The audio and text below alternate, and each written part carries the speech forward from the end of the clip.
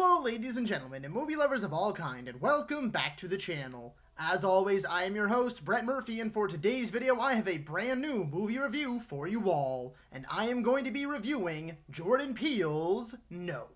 So Nope is director Jordan Peele's third movie and his latest. And if you are not overly familiar with the movie world, this is kind of a big deal because his last two movies, or I guess his first two, Get Out and Us, were pretty big hits. And honestly, I don't want to dive too deep into what the story for this movie is because I want to avoid spoilers at all costs. If you want to watch the trailer to see if it's right for you, I highly encourage you watch just the first trailer, not the second one, because the second one gives away a lot. Which I guess also acts as a perfect segue into my next point, and that is that, like with all of my new movie reviews, this will be 110% spoiler free. So if you have not yet seen the movie, or maybe you're watching this review to see if it's right for you, you can proceed with confidence. Before I hop into the actual review itself, I just wanted to let you all know that I have an entire playlist dedicated to all of my new movie reviews.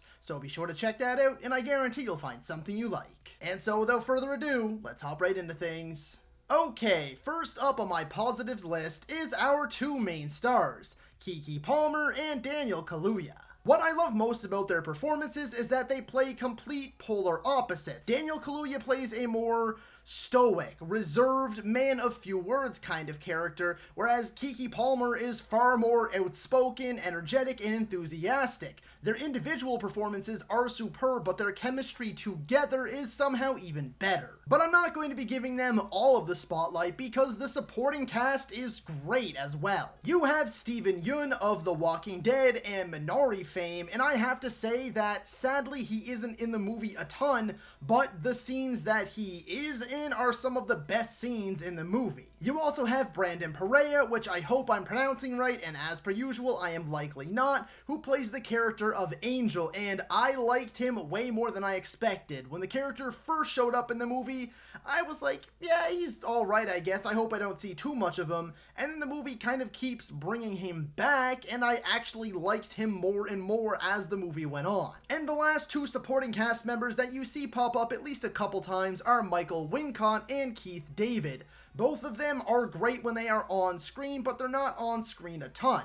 However, I do have to say that these two guys, it's so funny that they're both in this movie because they have some of the most recognizable voices in Hollywood. So, I don't know, that was just something that I realized. I'm like, these guys, their voices just stand out. So it's funny to me that they're both in this movie. I don't know. The next positive that I wanted to address is that the build-up in this movie is absolutely fantastic. This whole unraveling of the mystery as more and stranger things keep happening, we're seeing ominous stuff going on, and our characters dive deeper in trying to decipher all of this. All of that leading up to the finale was just really, really good. And I also really dug the storytelling style as well. It was broken up into these sort of chapters, and I thought that complemented the story Peele was trying to tell very nicely. The cinematography by Hoyt van Hoytma was also magnificent.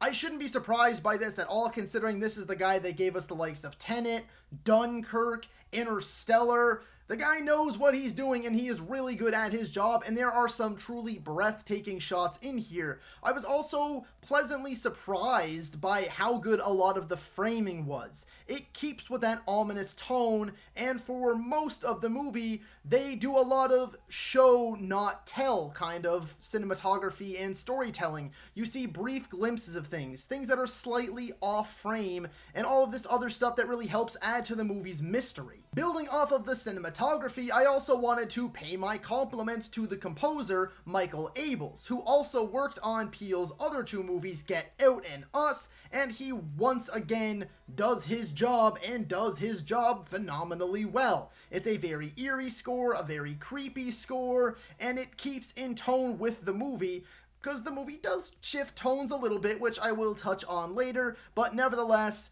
this gentleman as well knows what he's doing. He's worked with Peele 2 times before, and he works his magic here once more. And since I'm complimenting a lot of people on the back end, I may as well pay my compliments to the chef, director Jordan Peele. Look, this guy just has a clear vision with each of his movies. They are very distinct, very different from one another, and his style is, just like the stories he tells, very distinct. When you're watching a Jordan Peele movie, by now you know it. We are 3 movies deep into this guy's career. He just goes into these movies and he knows the story he wants to tell, he knows the way that he wants to tell it, and that translates remarkably well to the screen. And he wowed me once again, and I am sure that as more of his movies come out, he will continue to do so. I also personally wanted to make this point, and that is that I felt that the comedy worked well in this movie. I wanted to make note of this because I don't know if you remember or if you were around long enough, but I actually did do a review for Jordan Peele's last movie, Us, when it first released,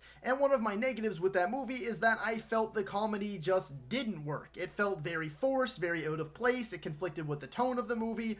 It's not the case for this one. The comedy in this felt very authentic, very genuine, because it didn't feel like it was interjected for the sake of just cracking a joke.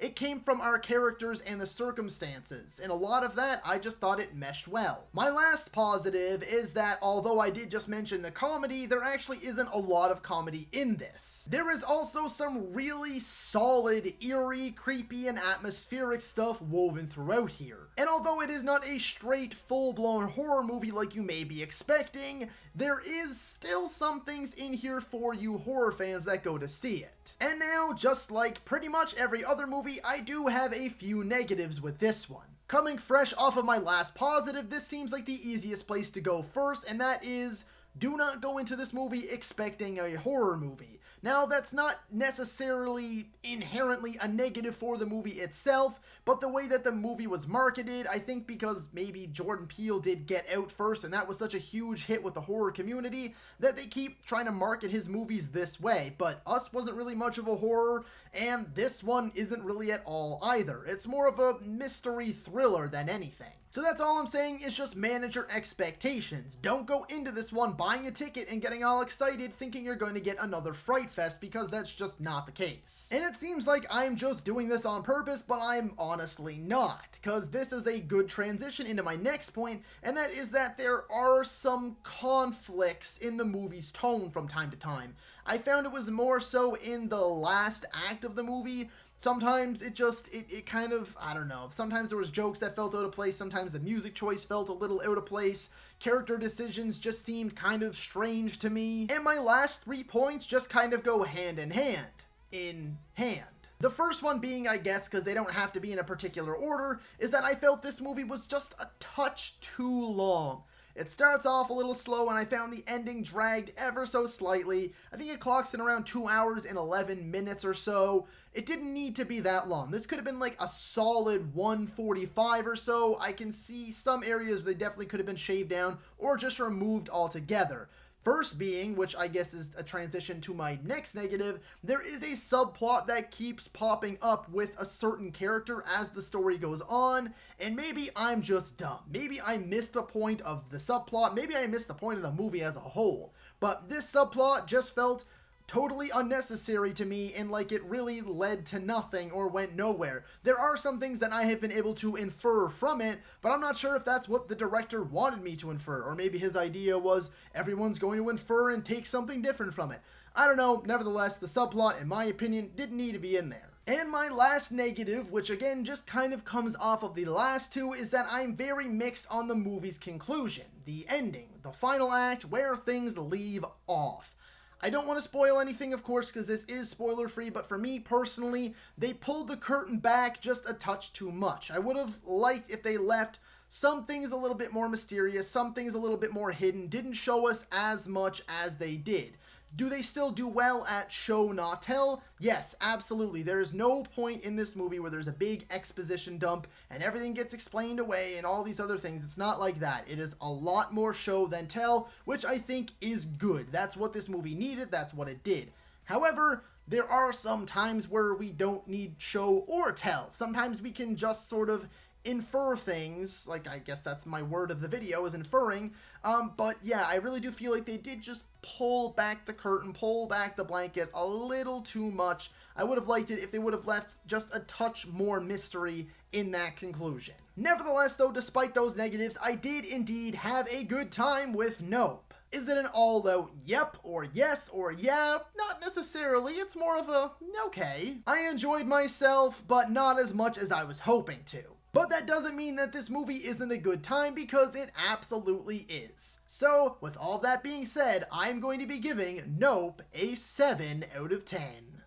So that is all for today's video, folks. Be sure to let me know down in the comments if you agree or disagree with my review. While you're at it, feel free to let me know if you have seen Jordan Peele's Nope, or if you plan to see it, and if you have seen it, what did you think about it? Let me know your full thoughts, and don't forget to drop your score out of 10. If you enjoyed that video, be sure to hit that thumbs up button. And if you'd like to see more content, consider subscribing to my channel and ringing that little bell icon. That way you can be notified about all of my latest uploads. And as always, stay safe. Thank you so much for watching, and that's a wrap. Hey you, yeah you, if you made it this far, just know I appreciate you. And while you're here, consider hitting that subscribe button.